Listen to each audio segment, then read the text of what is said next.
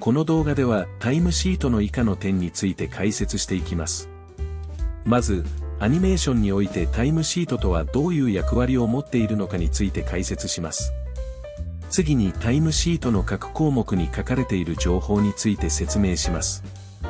最後に動画担当者がタイムシートにおいて記入する項目と記入の仕方についてです。動画を最後まで視聴するとアニメーション制作におけるタイムシートの役割と動画担当者がどのようにタイムシートを記入すればよいかがわかるようになるでしょう。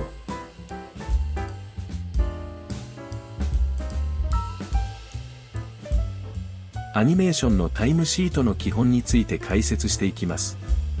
アニメーションにおけるタイムシートは作画した原画や動画の動きをコントロールするために必要なもので、絵の素材と合わせて車の両輪にも例えられるとても重要なものです。アニメーションに携わる職種ではタイムシートに何が書いてあるか理解する力は必須のものです。特にアニメーターや演出家であれば、さらにタイムシートを絵の素材の動きに合わせて的確に記入する能力も必要になるので、タイムシートの読み方や書き方について理解しておきましょう。この動画ではタイムシートの記入法も含めた基本的な使い方の説明を行っていきます。こちらがタイムシートです。今回はこちらのタイムシートを使って解説を行います。これは、現在の日本のアニメーション制作現場でよく使われている6秒シートと呼ばれるタイムシートです。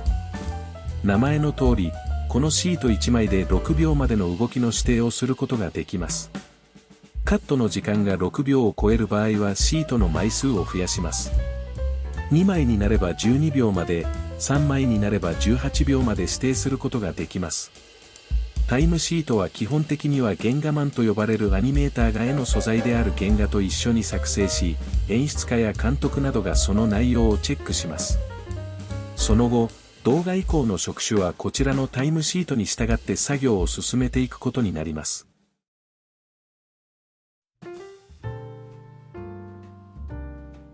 次にタイムシートのどこに何が書かれているのかを見ていきます。タイムシートの様式は会社や作品によって少し変わることもありますが、基本的なところは同じです。タイムシートには大きく分けて、原画が記入するところと動画が記入するところの2つがあります。タイムシートを最初に作成するのは、そのカットの作画を担当する原画担当者です。原画担当者はタイムシートのタイトル欄、アクション欄、カメラ欄を記入します。カメラ欄はカメラワークがある場合のみ記入します。タイトル欄の下にあるメモ欄にはカメラワークの指定や、この後の作業を担当する人に向けたメモやメッセージなどを書きます。それぞれの項目に書いてある情報について確認しましょう。まずタイムシートの一番上のタイトル欄です。ここには作品の情報やカットの情報などが書き込まれています。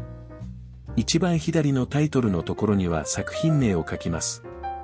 その右隣は話数を書くところです。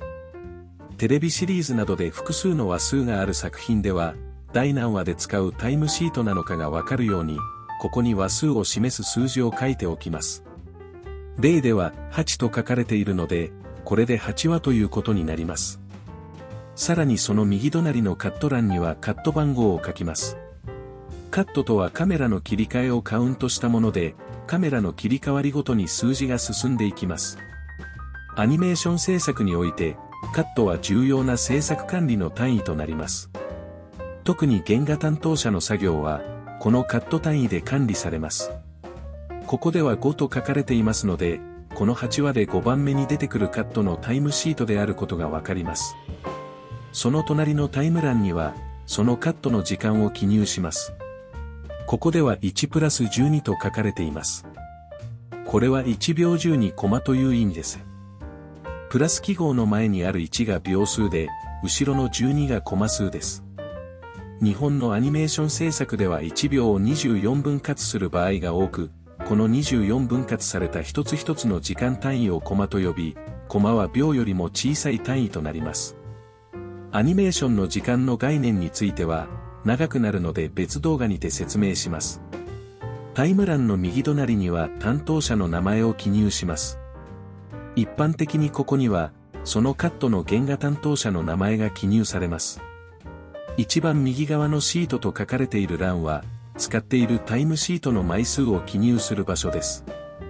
カットの時間が6秒を超えていてタイムシートが複数枚ある場合はここに枚数を記入します。2分の1のように書くと、これはタイムシートが2枚あるうちの1枚目であることを示します。2枚あるうちの2枚目だと2分の2のように書きます。タイムシートが1枚だけの場合は何も書きません。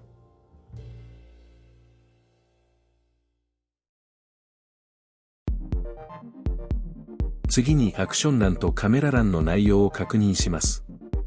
アクション欄とカメラ欄はメモ欄の下のタイムラインの中にあります。タイムラインについて詳しく見ておきましょう。まず、セリフ欄のところにあるこの数字は秒数を表します。タイムシートの時間は左上から始まり、下へと進んでいきます。それぞれ1秒、2秒、3秒と時間が進んでいくのがわかります。この6秒シートのタイムラインはタイムシートの左右、両方の列にあります。左の列の3秒が終わったら、右上のタイムラインへと移ります。ここから、また4秒、5秒、6秒と進んでいき、6秒でこのシートは終わりです。これ以上の秒数を指定する場合はタイムシートを増やします。アクション欄の一番右の空欄のところに書かれている数字はコマを表します。こちらも左上から始まり、下へと進んでいきます。数字は2、4、6と進んでいき、24コマのところで1秒となっていて、1秒が24コマに分割されていることがわかります。アクション欄のアクションと書かれている部分の下にあるアルファベットはアニメーションのセル、つまりレイヤーの重なりを示しています。一番下のレイヤーが A セルで、B、C、D とセルのアルファベットが進むごとに上のレイヤーとなります。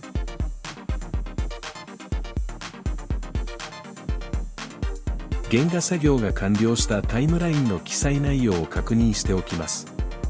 原画作業が終わったタイムラインでは、原画担当者によってアクション欄とカメラ欄の記入がされ、さらに終了ラインが引かれています。終了ラインは、そのタイムシートの時間が終了する位置を示すものです。基本的には、絵コンテで決められている秒数、コマ数に従って書かれています。このカットの時間は1秒12コマなので、その位置に引かれているのがわかります。アクション欄には原画の動きのタイミングが指定されています。丸に数字が書かれているところは原画があるところです。点のところは、原画担当者から動画担当者への動画作成指示になります。動画担当者はアクション欄の指示に従って動画を作成します。この部分は3コマに1度、絵が動く3コマ打ちというタイミング指定になっています。3コマ打ちは日本のアニメーションではよく使われる動きのタイミング指定です。動きの指示を書くときは、3コマまでは線を引きませんが、4コマ以上同じ絵の素材を使うときには、後の作業をする人が分かりやすいように線を引く決まりになっています。このアクション欄を見れば最終的な動画の枚数もわかります。このカットでは原画2枚と3枚の動画作成指示で、最終的に合計5枚の動画を作ることになります。カメラワークがある場合は、カメラ欄に記入します。このカットでは、パンというカメラワークの指定があります。矢印はカメラワークが行われるタイミングを示します。ここではカットの最初から最後まで矢印が書かれているので、1秒12コマの間、ずっとパンというカメラワークが継続することがわかります。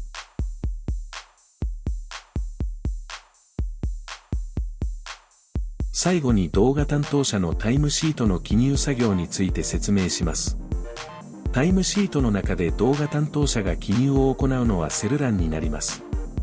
作業としてはアクション欄の内容をセル欄に転記することになるのですが、アクション欄に点で書かれていた動画作成指示は、動画作業時に数字に直します。この点を数字にした新しい番号は動画番号と呼ばれます。原画の丸1は、そのまま丸1としてセル欄へ転記します。動画番号丸1の下の線は、定規や直線ツールを使ってまっすぐ丁寧に書きましょう。アクション欄では、この線は歪んでいたり、動きの最後まで引かれていないこともありますが、動画では、きちんと動きが完了するコマまで線を引いておきましょう。それ以降の動画作成指示の点は、通し番号として数字で書いていきます。それぞれ、動画番号、2、3、4という番号になります。ここで注意するポイントなのですが、点から数字に直したもの、つまり動画担当者が動画を作成したものにつける動画番号には数字に丸をつけません。数字に丸がつくのは原画があって、それをクリーンアップしたものだけになります。丸があるか、ないかで原画の有無が見分けられるようになっています。そして、最後の原画番号、丸には、動画番号になると、丸5となります。原画があるので丸がつき、通し番号なので5となるわけです。動画番号、丸5も4コマ以上続くので最後まで線を引いたら、転記完了です。動画担当者のタイムシートの記入作業は基本的には以上となります。動画以降の作業は、すべて動画番号を使って行われるので、ミスなどがないよう注意して転記することを心がけましょう。タイムシートは原画や動画といった絵の素材に比べると地味な存在ですが、アニメーションの動きを司るとても重要な役割を持っています。まずはタイムシートの基本をしっかり押さえて、徐々に使い慣れていくと良いでしょう。